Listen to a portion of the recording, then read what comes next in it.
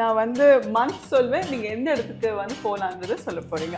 ஜனவரி, Malaysia, Singapore, பிப்ரவரி, Dubai, March, March Iceland, April, Kashmir, foreign எடுத்துக்கிட்டிங்கன்னா Europe, May, Scandinavian, June.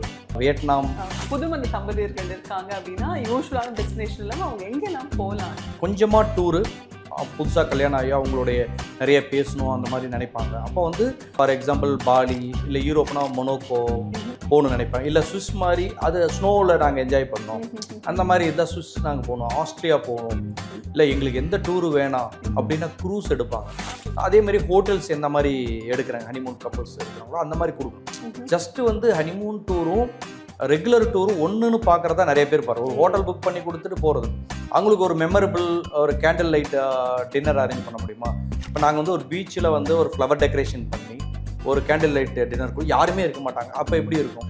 துபாயில் வந்து என்ன பண்ண முடியும்னா ஒவ்வொரு மீலும் வந்து ஹெலிகாப்டரில் போய் அந்த ஹோட்டல் மேலே இறங்கிட்டு அங்கே லஞ்சோ டின்னரோ சாப்பிட்டு திருப்பி சுற்றி பார்த்துட்டு திருப்பி ஹெலிகாப்டரில் அடுத்த நைட் டின்னருக்கு இன்னொரு இடத்துல கூட போகலாம்.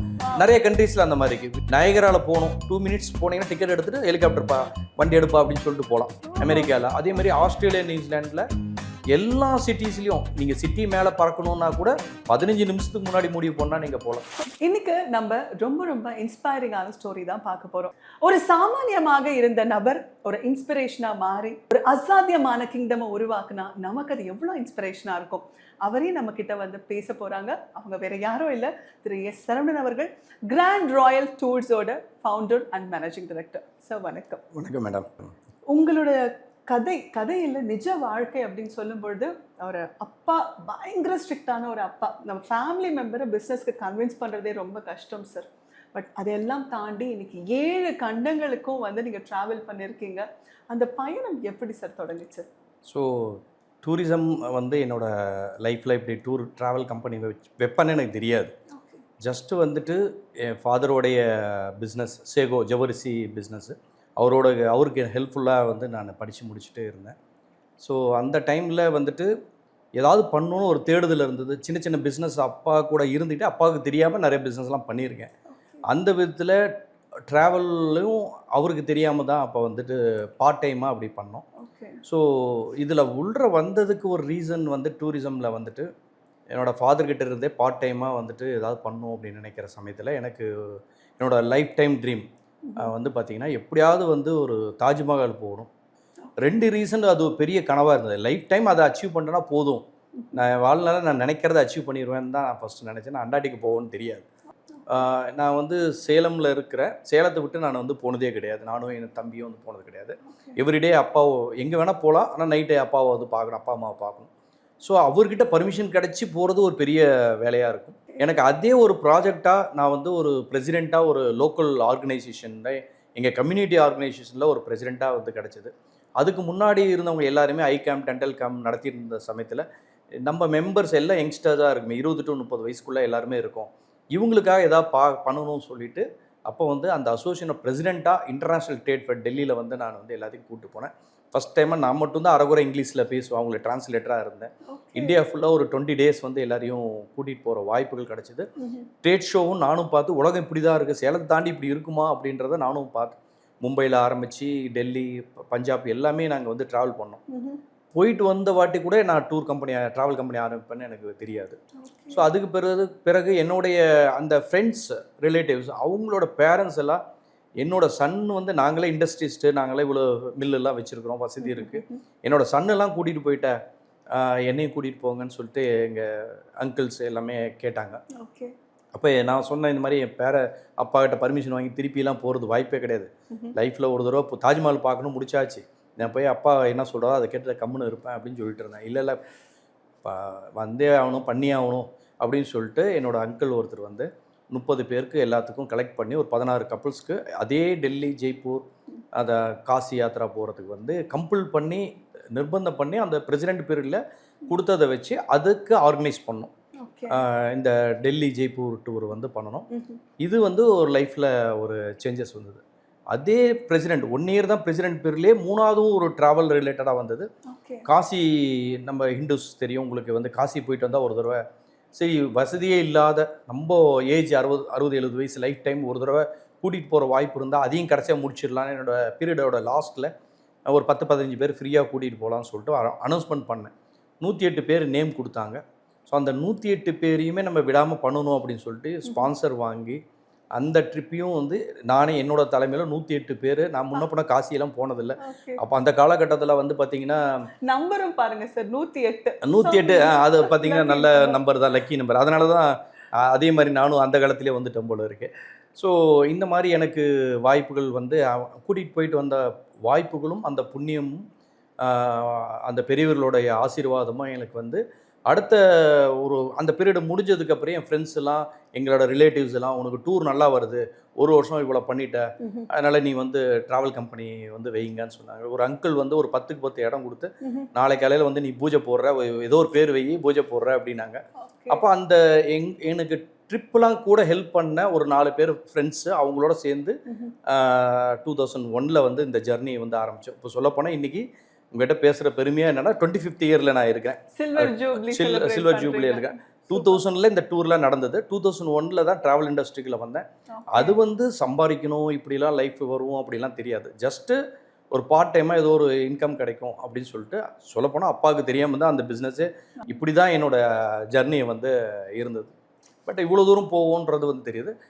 லைஃப்பை வந்து மினிமம் ஒரு இன்கம் ஏதாவது பண்ணணும், பார்ட் டைம் இன்கம்காக தான் இதில் வந்தோம். ஸோ அதுக்கப்புறம் வேறு விஷயங்கள் நடந்துருச்சு. சார் நீங்கள் சொல்கிறத பார்த்தா பிரகாஷ் ராஜ் மாதிரி ஒரு அப்பா, சந்தோஷ் சுப்ரமணியமா நீங்கள், ஆனால் ஜெனிலியாவா வந்து உங்கள் பிஸ்னஸ் இருந்திருக்கு. நீங்கள் ஜெனிலியாக்காக ஓடாம உங்கள் பிஸ்னஸ் தான் ஜெனிலியா நினச்சி ஓடிருக்கீங்க. ஸோ அப்பா அவ்வளோ ஸ்ட்ரிக்டாக இருக்கும்பொழுது அது எப்படி உடைச்சி வெளியே வந்தீங்க? ஏன்னா நீங்கள் சொல்கிறீங்க அப்பா எல்லாத்துக்குமே நீங்கள் ரிப்போர்ட் பண்ணிகிட்டே இருக்கணும், அடுத்தடுத்து இதுதான் நான் பண்ண போகிறேன்.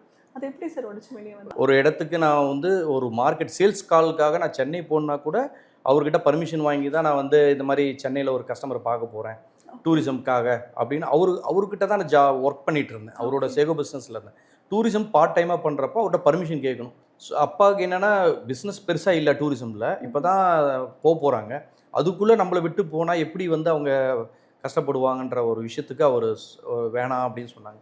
பட் அதுக்கு நான் அதுலேருந்து வெளியில் வரப்போ ஒரு 4000 rupees ரெண்டல், ஒரு அட்வான்ஸ் கொடுக்கணும். அந்த மாதிரி சமயத்தில் வந்து இருக்கிற ரிசர்ச் வச்சு எல்லாம் நாங்கள் பண்ணி நானும் ஒய்ஃபும் நான் எப்படியாவது ஒரு நார்மல் லைஃப்க்கு தேவைப்படுற இன்கம்காக தான் இந்த தொழிலுக்கு வந்தோம் இல்லையா.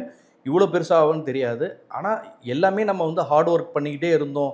நம்ம ட்ரீம் பெருசாக இருந்தோன்னா அதை தாண்டி நம்மளை கொண்டு போய் விட்டுருவோம் அப்படிங்கிறது என்னோட இதிலே இருக்குது. அந்த ஆர்டினரி வருமானத்துக்காக நான் வேகமாக ஓட ஆரம்பிச்சு. அந்த வேகம் வந்து ஓடி போய் இன்றைக்கி வந்து இவ்வளோ தூரம் என்னை கொண்டு வந்து இந்த டூரிசம் இண்டஸ்ட்ரி வந்து என்னை விட்டுருக்கு. சார் அதாவது ஒரு ஃபர்ஸ்ட் ஜென்ரேஷன் ஆண்டர்ப்ரனருங்கிறது சாதாரணமான விஷயம் இல்லை சார். நீங்கள் எத்தனை தடவை அம்மா அப்பா சொன்னீங்களோ அதுக்கு ஈக்குவலாக உங்கள் ஒய்ஃப் பேரையும் நீங்கள் சொன்னீங்க. இப்போ இவ்வளோ நீங்கள் வளர்ந்துருக்கீங்க அப்படின்னா ஒரு நல்ல வாழ்க்கை துணை அமைகிறதுங்கிறது ஒரு இன்றியமையாத விஷயம். அமைஞ்சிட்டா சூப்பர் சார். அது உங்களுக்கு அமைஞ்சிருக்கு. அது உங்கள் ஒய்ஃபை நீங்கள் வந்து எப்படி சொல்லுவேன்? எல்லா ஒய்ஃபையும் நம்ம எப்படி நடத்துகிறோமோ அவங்களும் லைஃப்பில் எல்லா ஒய்ஃபும் நல்லவங்களாக தான் இருப்பாங்க. அவங்கள நம்ம எப்படி ட்ரீட் பண்ணுறோம், அவங்கள எப்படி நம்ம பயன்படுத்துகிறோமோ, அதை அவங்களுக்கு எப்படி நம்ம மதிப்பு கொடுக்குறோமோ அவங்க திருப்பி அதை பண்ணுவாங்க. எல்லாருமே நல்லவங்க தான். நம்ம அவங்களுக்கு சான்ஸ் கொடுக்கணும், நம்ம அவங்களுக்கு கற்றுக் கொடுக்கணும், நம்ம அவங்களுக்கு வாய்ப்புகள் கொடுக்கணும் செய்கிறதுக்கு. அந்த விதத்தில் எனக்கு வந்து என்னோட ஒய்ஃபு வந்தது வந்து ஒரு பெரிய வரப்பிரசாதமாக பார்ப்பேன். என்னோட ஓன் அங்கிளோடைய அம்மாவோட அண்ணன் பொண்ணு தான். அவங்கள தாய்மாம் பொண்ணு. அப்போ வந்து ஒய்ஃப் நான் நினச்சேன், இப்போ நீ ஆஃபீஸில் இல்லாமல் வெளியில் இருந்தால் நிறைய உனக்கு வந்து நான் செய்கிறது கரெக்டுன்னு தெரியாதுன்னு கொஞ்சமாக என்ன நடக்குதுன்னு பார்க்கலாம் வா ஆஃபீஸ்க்குன்னு சொல்லி அப்படி தான் கூப்பிட்டேன். சின்ன சின்ன சர்வீஸ் சம்மந்தப்பட்ட விஷயங்களை இதை மட்டும் பண்ண அதை மட்டும் பண்ணுன்னு அவங்களுக்கு தெரியாது. நம்ம இவ்வளோ தூரம் நம்ம தான் எடுத்தே நடத்த போகிறோன்னு அவங்களுக்கு தெரியாது. ஸோ அப்படி தான் அவங்கள வந்து இன்வால்மெண்ட் பண்ணோம். அவங்க நிறைய ஒர்க் பண்ணுறாங்க. ஸ்டில் ஒய்ஃப் தான் கம்ப்ளீட் மேனேஜ்மெண்ட்டை அவங்க தான் பார்க்குறேன். இப்பயும் நான் வந்து ஸ்ட்ராட்டஜிக்கல் ஒர்க் மட்டும் தான் பார்க்குறேன். அவங்க ஃபுல் ஆப்ரேஷன் ஒர்க்கு கம்பெனியை அவங்க தான் மேனேஜிங் டைரக்டராக ரியலாக மேனேஜிங் டைரக்டராக அவங்க தான் ஒர்க் பண்ணுறாங்க கம்பெனி. ஸோ அது அவங்க பண்ணுறாங்க. அவங்க எனக்கு கிடைச்சது வந்து பெரிய support. Now life partner and business partner, real business partner. சும்மா ஒய்ஃபாக இருக்கிறதுக்கு ஒரு பிஸ்னஸ் கொடுக்க முடியாது. Really see doing good. இந்த சப்போர்ட் கிடைக்குது. அதுக்கப்புறம் எங்கள் டீம் மெம்பரோட சப்போர்ட் பெரிய சப்போர்ட். எங்களுக்கு வர்றவங்களாம் ரியலாக ஃபேமிலியாக இருக்கிறாங்க. நாங்களும் அவங்களுக்கு ஃபேமிலியாக இருக்கோம். சும்மா சொல்கிறதில்ல. ஃபேமிலினா என்னென்னா சினிமாவுக்கு நான் ஃபேமிலியை கூப்பிட்டு போவேன்னா அது மாதிரி ஆல் டீம் மெம்பரை நான் சினிமாவுக்கு கூப்பிட்டு போகிறோம். Monday morning 10 o'clock morning show office leave விட்டு கூப்பிட்டு போகிறேன். 40 பேரை 50 பேரை நம்ம ஃப்ரீயாக இருக்கணும். மண்டே மார்னிங் லாஸ்ட் இயர் நாங்கள் எல்லாரையும் வந்து அந்தமான் கூப்பிட்டு போனோம். சண்டே மார்னிங் இன்ஃபார்ம் பண்ணேன், சண்டே நைட் எல்லாம் ஃப்ளைட்டுக்கு ஏர்போர்ட்டுக்கு வாங்க. யாருக்குமே தெரியாது. எல்லா ஸ்டாஃப்ஸும் சென்னை ஏர்போர்ட்டுக்கு வந்தாங்க. நம்ம அந்தமான் போகிறோன்னா மண்டே மார்னிங் எல்லாரும் மொபைல் ஆஃப் பண்ணுங்க. கஸ்டமர்ஸ் வந்து நம்ம இவ்வளோ கஷ்டப்பட்டுட்டோம், 5 நாள் நம்மளோட 6 நாள் நம்மளோட டேவாக இருக்கணும். நல்லா ஸ்டார் ஹோட்டலில் போய் ஸ்விம்மிங் பூல் மண்டே மார்னிங். மண்டேலேருந்து ஃப்ரைடே சாட்டர்டே வந்து we all together in no any meetings, no motivation. நீங்களாம் இப்படி பண்ணணும், கம்பெனிக்கு நான் செலவு பண்ணியிருக்கேன் அப்படிலாம் இல்லை. ஃப்ரீயாக இருங்க, ஜாலியாக இருக்கும். சரி, இப்போ டூரிசம் அண்ட் ட்ராவல்ஸ்குள்ளே வரணும்னு நினைக்கிறவங்க என்ன படிக்கணும்? டூரிசம்க்கு வந்து இப்போ நானே வந்து எதுவும் படிக்காமல் தான் வந்தேன். அந்த மாதிரி படிக்கணுன்றது வந்து அவசியம் கிடையாது. டூரிசம் வந்து மிகப்பெரிய இண்டஸ்ட்ரி, இன்னும் அக்ரெசிவாக வரப்போகுது. 80 ஏர்போர்ட்ஸ் வரப்போகுது. நிறைய இருக்கிற ஏர்போர்ட்ஸ்லாம் எக்ஸ்டெண்ட் பண்ணிகிட்டு இருக்காங்க. உங்களுக்கு தெரியும், இண்டிகோ ஏர்லைன்ஸ் எவ்வளோ ஆர்டர் கொடுத்துருக்காங்க, ஏர் இண்டியா எவ்வளோ ஆர்டர் கொடுத்துருக்காங்க. ஒரு ஏர்க்ராஃப்ட் வந்தால் ஒரு நாளைக்கு எவ்வளோ பேர் ட்ராவல் பண்ண போகிறாங்க புதுசாக அப்படின்னு தெரியும். ஏர் இண்டியாவில் ஒரு சிங்கிள் ஆர்டர் வந்து வேர்ல்ட்லேயே அதுதான் பெரிய ஆர்டர். அவ்வளோ பெரிய ஆர்டர் வந்து கொடுத்துருக்காங்க. ஃப்ளைட்ஸ் எல்லாம் வந்துக்கிட்டே இருக்குது. ஸோ அதெல்லாம் அந்த புது ஏர்போர்ட்டும் புது ஃப்ளைட்டு வரப்போனா மக்கள் வந்து அவ்வளோ பிஸ்னஸ் ட்ராவல், டூரிசம் இந்தியாவில் ட்ராவல் பண்ணுவாங்க, வெளிநாடு ட்ராவல் பண்ணுவாங்க. இப்போ வந்து நம்ம ஒரு துணிக்கடை எல்லோரும் யூஸ் பண்ணுவாங்கனால, ஃபார் எக்ஸாம்பிள் 1 லட்சம் பேர் இருக்காங்கன்னா, அதுக்கு அடுத்த லெவலில் டூரிசமில் வந்து 1 லட்சம் பேர் இல்லை, 5000 பேரோ ஒரு 7000 பேர் கூட இருக்க மாட்டாங்க. மொத்தத்துக்கு 7.5 லட்சம் பேர் இருப்பாங்க.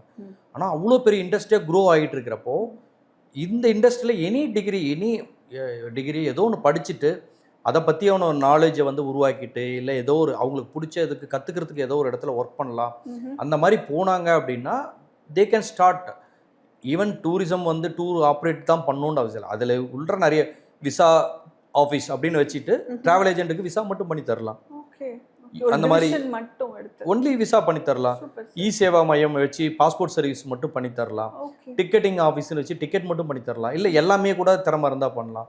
ஸோ இந்த மாதிரி ஹோட்டல் இண்டஸ்ட்ரி, டூர் வரவங்களுக்கு கைடாக டூர் கைடு, டூர் மேனேஜர், எல்லாத்துக்கும் வெவ்வேறு அர்த்தம் இருக்குது. டூர் கைடுனா வேறு, டூர் மேனேஜரு, அந்த மாதிரி நிறைய ப்ரொஃபஷனல் உள்ளுக்குள்ளே இருக்குது. அவ்வளோ தொழில் இருக்குது.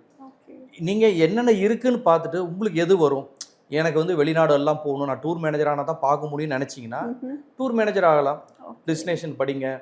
ஏதோ ஒரு கம்பெனியில் வந்து ஒரு ஆப்பர்ச்சுனிட்டி ஃபஸ்ட்டு லோக்கலில் கொடுப்பாங்க, டெல்லி கூட்டிகிட்டு போகிறதுக்கு.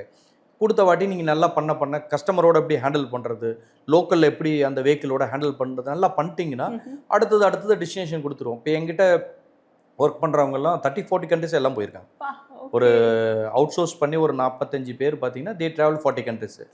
இன்னோஸில் இருக்கிற ஒரு 20 பேரும் மினிமம் தே ட்ராவல் 20-25 கண்ட்ரிஸ். எங்கள் டீமில் ஈவன் ஃபீமேல் கேண்டிடேட் சேல்ஸ் டீமில் இருக்கிறவங்க நிறைய ட்ராவல் பண்ணியிருக்காங்க. எங்கிட்ட சேல்ஸில் இருக்கவங்களே ட்ராவல் பண்ணியிருக்காங்க எங்கள் கம்பெனியில். அந்த மாதிரி அந்த ஆப்பர்ச்சுனிட்டியை ஃபஸ்ட்டு நம்ம ஸ்டடி பண்ணணும், எதில் போகணும் அப்படின்னு தெரிஞ்சு நம்ம போகணும். அப்படி அதே மாதிரி ஃப்ரீ கோர்சஸ்லாம் இருக்குது நிறையா.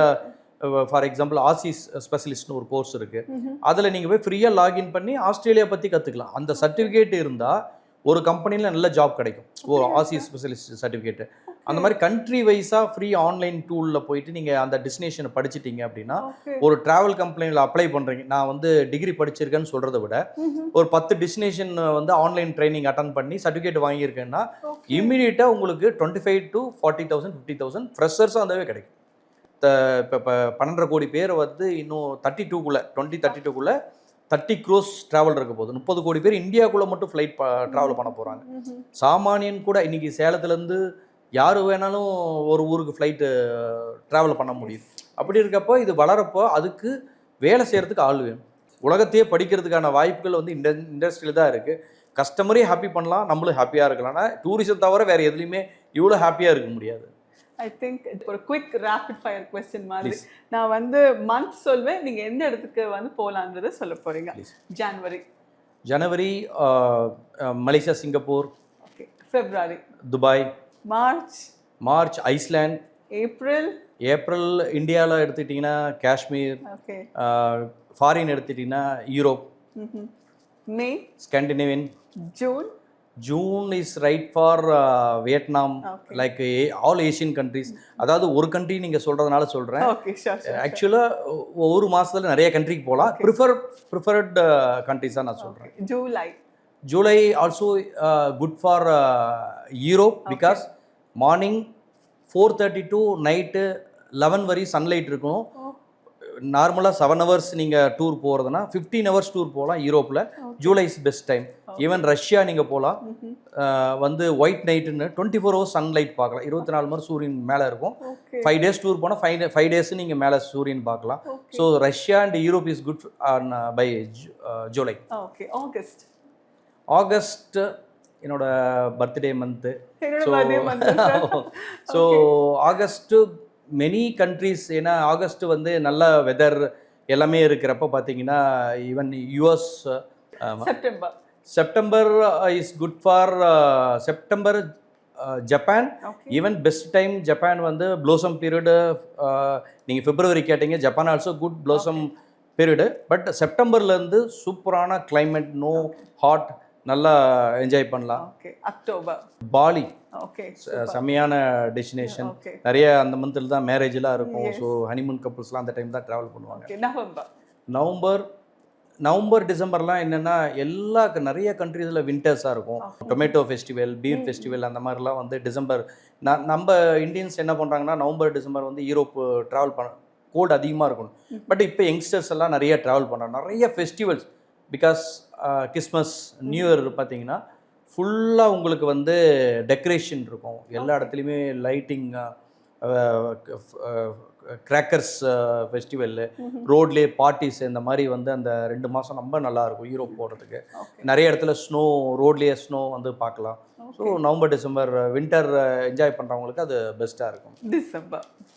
டிசம்பர் ஐஸ்லேண்ட் அகைன், பிகாஸ் உங்களுக்கு வந்து வெதர் அண்ட் நல்ல ஒரு ஃபால்ஸ் எல்லாம் ஃபுல்லாக பார்க்கலாம். அந்த டைமண்ட் கேவ்ஸ்லாம் பார்த்தீங்கன்னா அந்த ரிஃப்ளெக்ஷன்ஸு எல்லாமே வந்து அந்த மந்தில் பார்க்குறதுக்கு சூப்பராக இருக்கும். ஓகே சார், ரொம்ப அருமையாக சொன்னீங்க. இன்னும் ஒரு 2-3 கேள்விகள் மட்டும்தான். ஸோ எனக்கு கேட்கணும்னு ஆசைப்படுது. இப்போ ஒரு புதுமண தம்பதியர்கள் இருக்காங்க அப்படின்னா யூஸ்வலான டெஸ்டினேஷன் இல்லாமல் அவங்க எங்கெல்லாம் போகலாம் சார்? எந்தெந்த இடங்கள் நீங்கள் சொல்லுவீங்க? ஸோ ஃபஸ்ட்டு என்னோடய ப்ரிஃபரன்ஸ் என்னென்னா, நான் இன்டர்நேஷ்னல் டூர் பண்ணால் கூட இந்தியாவை நான் அதிகமாக விரும்புகிறேன். நான் இந்தியாவில் நிறைய ட்ராவல் பண்ணிட்டுருக்கேன். வெளிநாடுக்கு போகிறத பற்றி நம்ம பேசுகிறதுனால வெளிநாடை பற்றி பண்ணுறோம். இப்போ ஹனிமூனுக்கு வந்து கொஞ்சமாக டூரு, நிறைய டைம் அவங்களுடைய புதுசாக கல்யாணம் ஆகி அவங்களுடைய நிறைய பேசணும் அந்த மாதிரி நினைப்பாங்க. அப்போ வந்து கொஞ்சமாக டூரும் இருக்கணும். அப்போ வந்து சில பேர் ஒவ்வொருத்தரும் ஒரு மாதிரி பீச் மாதிரி இருக்கக்கூடிய கண்ட்ரிஸ் நிறைய இடத்துல விரும்புவாங்க. ஃபார் எக்ஸாம்பிள் பாலி, இல்லை யூரோப்னா மொனோக்கோ, அந்த மாதிரி இடங்களுக்கு வந்து அவங்க போகணும்னு நினைப்பாங்க. இல்லை சுவிஸ் மாதிரி, அது ஸ்னோவில் நாங்கள் என்ஜாய் பண்ணோம், அந்த மாதிரி இருந்தால் சுவிஸ் நாங்கள் போகணும். ஆஸ்ட்ரியா போகணும், நாங்கள் வந்து அந்த வெதர் நல்லா இருக்கும், எந்த டைம் போனாலும் அந்த மாதிரி இருப்பாங்க. இல்லை எங்களுக்கு எந்த டூரு வேணாம் அப்படின்னா க்ரூஸ் எடுப்பாங்க. ஏன்னா க்ரூஸில் வந்து வேறு யாரையும் பார்க்க முடியும். மோஸ்ட் ஆஃப் த டைம் வந்து மொபைல் எடுக்காது, எந்த காலும் வந்து வராது, வாட்ஸ்அப் வராது. 7 நாளைக்கு யூரோப்பில் இருக்கிற க்ரூஸ் இல்லை எங்களால் கம்மி பட்ஜெட்டில் ஒரு 40,000-50,000 தான் ஸ்பெண்ட் பண்ண முடியும்னா சிங்கப்பூரில் இருந்து நிறைய க்ரூசஸ், லக்ஸுரி க்ரூசஸ் இருக்குது, ஸ்விம்மிங் பூல் எல்லாமே இருக்கும். ஸோ அந்த மாதிரி க்ரூசஸில் வந்து போகிறது நல்லது. ஸோ என்ன மாதிரி விரும்புகிறாங்களோ, இப்போ இந்த மாதிரி ஹனிமூன் கப்புள்ஸ் எங்கள் டீம்கிட்ட கேட்குறப்ப அவங்களோட விருப்பம் என்னன்னு கேட்கணும், பட்ஜெட் என்னன்னு கேட்கணும், எந்த மந்த்து போகிறாங்கன்னு கேட்கணும். கேட்குறப்ப வந்து எங்களுக்கு சம்டைம் வந்து எங்களுக்கு ஸ்னோவும் இருக்கணும், இதுவும் இருக்கணும், பீச்சும் இருக்கணும் அப்படின்னா ஒரு லோக்கல் ஃப்ளைட்டை போட்டு 2மே கவர் ஆகிற மாதிரி நம்ம பண்ண முடியுமா அப்படின்னு. சில பேர் கப்புள்ஸு, சார் நாங்கள் இதுவரை எங்கேயுமே போகல, எனக்கு இப்போ தான் சான்ஸ் கிடச்சிருக்கு, நிறையா இடம் பார்க்கணும் சார், அதை போடுங்க இதை போடுங்கன்னு சொல்லுவாங்க. நாங்கள் அப்பயும் வந்து என்ன பண்ணுவோன்னா அவங்களுக்கு வெஹிக்கிள் நிறைய டைம் கொடுத்துட்டு ஒரு 3 ஹவர்ஸ் ஒரு டூரு, திருப்பி ரூமு, திருப்பி ஈவினிங் டூரு அப்படின்னு கொடுத்து நாங்கள் மேனேஜ் பண்ணி அவங்களுக்கு கொடுக்கறது பண்ணிடுவோம். அதேமாதிரி ஹோட்டல்ஸ் எந்த மாதிரி எடுக்கிறாங்க ஹனிமூன் கப்புள்ஸ் எடுக்கிறாங்களோ அந்த மாதிரி கொடுக்கணும். ஜஸ்ட்டு வந்து ஹனிமூன் டூரும் ரெகுலர் டூரும் ஒன்றுன்னு பார்க்குறதா நிறைய பேர் பாரு. ஒரு ஹோட்டல் புக் பண்ணி கொடுத்துட்டு போகிறது, அவங்களுக்கு ஒரு மெமரபிள் ஒரு கேண்டில் லைட் டின்னர் அரேஞ்ச் பண்ண முடியுமா? இப்போ நாங்கள் வந்து ஒரு பீச்சில் வந்து ஒரு ஃப்ளவர் டெக்கரேஷன் பண்ணி ஒரு கேண்டில் லைட் டின்னர் கூட யாருமே இருக்க மாட்டாங்க. அப்போ எப்படி இருக்கும்?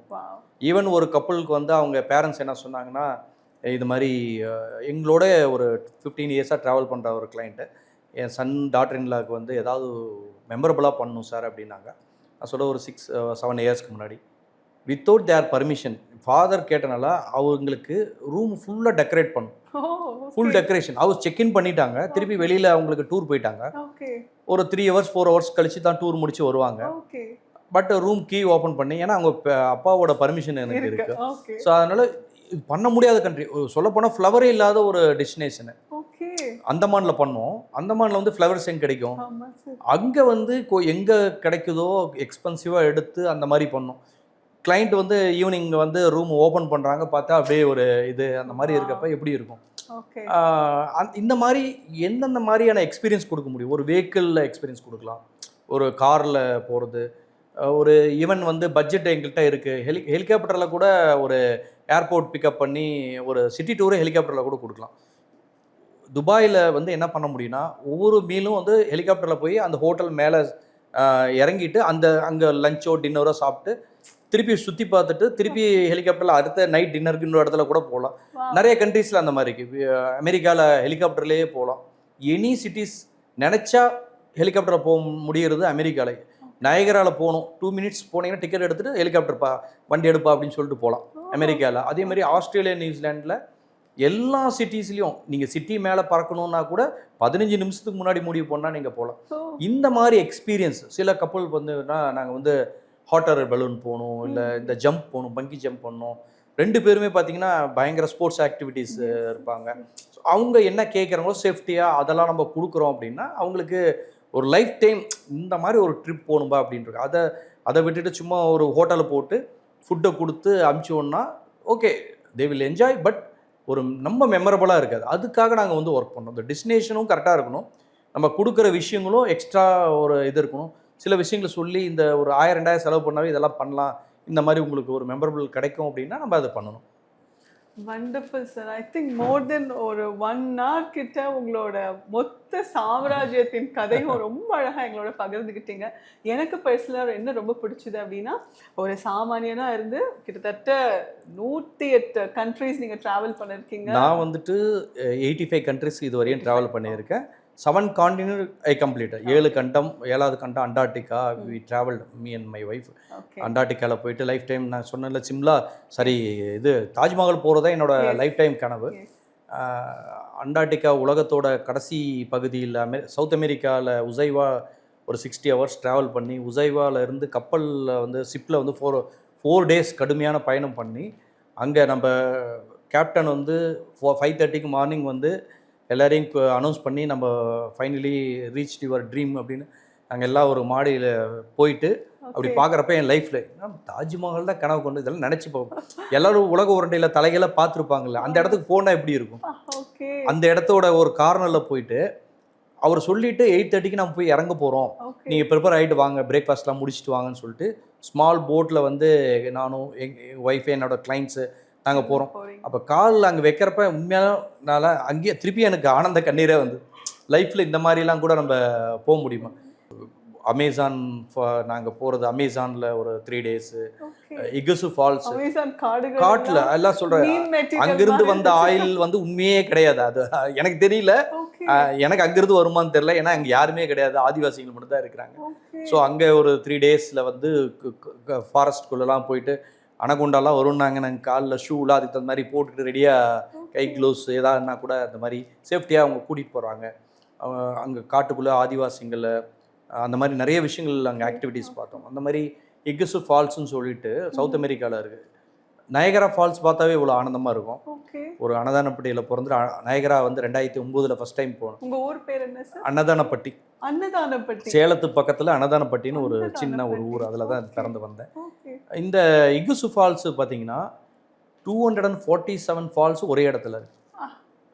ஒரு நாளில் பார்க்கவே முடியாது. நாங்கள் 2-3 நாள் எங்கள் கிளைண்ட்டை நாங்களும் கூப்பிட்டு போகிறோம். மினிமம் ஒரு இடத்துல நின்று பார்க்குறது வந்து ஒரு விதமான டைரக்ஷன் இருக்கும். மினிமம் ஒரு 1 week 10 days இருந்தால் நான் எகுசு ஃபுல்லாக பார்த்துட்டேன், இந்த மாதிரி ஆங்கிளில் அப்படி பார்த்துட்டேன் அப்படின்னு சொன்னால் அதுக்கு மினிமம் ஒரு 1 week 10 days ஆகும். அந்த மாதிரி இடத்துல நாங்கள் போயிட்டு எங்கள் கிளைண்ட்டும் சரி, எல்லா 2 கண்ட்ரி பிரேசில் அர்ஜென்டினா சைட்லேருந்து பார்க்குறப்ப வேறு மாதிரி இருக்கும். போட் எடுத்துகிட்டு உள்ளே போயிட்டு அங்கேயே குளிக்கிற மாதிரி பண்ணுறாங்க. அப்படி பார்க்குறப்ப உள்ளே போகிறப்ப எல்லா டைரக்ஷனும் தெரியும். ஹெலிகாப்டரில் போய் மிடில் போய் பக்கத்துலேயே இருந்து சுற்றி எல்லா ஃபால்ஸும் ஒன்றா அப்படி பார்த்துட்டு வரும். அது 1 kilometer கணக்காக அப்படி வளைஞ்சிருக்கும். அதில் ஹெலிகாப்டரில் போகிறோம். இதெல்லாம் பார்க்குறப்போ வந்து இப்படிலாம் ஒரு உலகம் இருக்குது, உலகத்தில் இன்னொரு பக்கம் இருக்குது அப்படின்ற மாதிரி இருக்கும். ஸோ என்னெல்லாம் முடியாதுன்னு நினைக்கிறோமோ அதெல்லாம் கடவுள் எனக்கு கொடுத்துருக்காரு. அந்த மாதிரி டெஸ்டினேஷன்ஸ்க்கு நான் சொன்ன ஒயிட் நைட் 24 மணி நேரம் சன் நைட்டில் பார்க்குறது, இது எல்லாமே போய் நம்ம பார்க்குறதுக்கான வாய்ப்புகள் வந்து கிடச்சிருக்கு. ஸோ என் கிளைண்ட்ஸ்க்கும் வந்து அதை நாங்கள் எக்ஸ்பீரியன்ஸ் பண்ணாமல் எதையும் என் ப்ராடக்ட் கொடுக்குறதில்ல. நாங்கள் போய் எக்ஸ்பீரியன்ஸ் பண்ணி இது இப்படி தான் இருக்கும், நம்ம தமிழ் பீப்புள் என்ன எதிர்பார்ப்பாங்க. ஃபார் எக்ஸாம்பிள் யூரோப்பியன் கஸ்டமர்ஸ் வந்து அதிகமாக ஹிஸ்ட்ரியை எதிர்பார்ப்பாங்க. ஒரு கோயில் இருந்துச்சுன்னா கோயிலை 3 மணி நேரம் எனக்கு ஹிஸ்ட்ரி சொல்லும்பாங்க. அப்படியா சார்? யூரோப்பியன் நம்ம போய் ஒன்று கூட சொல்ல முடியாது அவங்ககிட்ட. இது என்ன நடந்ததோ அந்த ஹிஸ்ட்ரி அவங்க படிச்சுட்டு வந்திருப்பாங்க. அந்த கோயிலை பற்றி ஒரு புக்கு படிச்சுட்டு வந்திருப்பாங்க. வர்றதுக்கு முன்னாடியே ஒவ்வொரு இடத்த பற்றி ஒரு புக்கு படிப்பாங்க. அவங்களுக்கு வந்து ஹிஸ்ட்ரி இருக்கும், ஃப்ரீயாக இருக்கணும், அதுக்கப்புறம் ஃப்ரீயாக இருப்பாங்க. இப்போ நம்ம தமிழ்நாடு பீப்புள் எடுத்துட்டிங்கன்னா ஹிஸ்ட்ரி கொஞ்சமாக எனக்கு போதும். இது என்ன கட்டினாங்க நான் தப்பாக சொல்லலை, எனக்கு இந்த கோயில் பார்த்துட்டுமா அடுத்த கோயிலுக்கு போ, அடுத்த பீச்சுக்கு போ, நிறைய இடம் பார்க்கணும். என் லைஃப் டைம் நான் 1 வாரம் 10 நாள் வரேன், இந்த இடத்துல இந்த மியூசியம் நல்லா இருக்குமா, இந்த தீம் பார்க் நல்லா இருக்கும்னு சொல்கிறாங்க, இதெல்லாம் போகணும். அதனால் எனக்கு கொஞ்சம் கொஞ்சமாக சொல்லுமா. அப்போ இந்த அண்டர்ஸ்டாண்டிங் வேணும். நம்ம வந்து யூரோப்பியன் டூர் நடத்துறதை பார்த்து அதை காப்பி அடித்து நம்ம ஒரு ஐட்னரி போட்டு இது மாதிரி வாங்க அப்படின்னு சொன்னால் அதுவும் நல்லா இருக்க மாதிரி கஸ்டமருக்கு தெரியும். ஆனால் அவங்கள ஏமாத்துற மாதிரி. அவங்களோட வாழ்க்கை வந்து ஒரு சரித்திரமாக மட்டும் இல்லாமல் பல பேருக்கு அது இன்ஸ்பிரேஷனாகவும் இருக்குது. அண்ட் நிறைய பேரை நீங்கள் வாங்க வச்சுட்டு இருக்கீங்க. அண்ட் ஆஃப்லைன் நீங்கள் சொன்னீங்க லைக் இது சார் வந்து சொல்ல அல்லவே பண்ணல, பட் டு பி ஹானஸ்ட் அவரோட நபர் டீம் மெம்பர் வந்து ஒரு சூப்பரான வீடு கட்டி குடியேறி இருக்காங்க. அது அவரோட மனசுக்கு சந்தோஷமாக இருந்துச்சுன்னு சொன்னாங்க. எங்களுக்குமே ரொம்ப சந்தோஷம் சார். மேலும் மேலும் நீங்கள் வளர வாழ நபீல் வியூஸ் சார்பாக எங்களோட மனமார்ந்த வாழ்த்துக்கள். நன்றி madam. Thanks to Nabeel channel. Thank you sir. Thank you.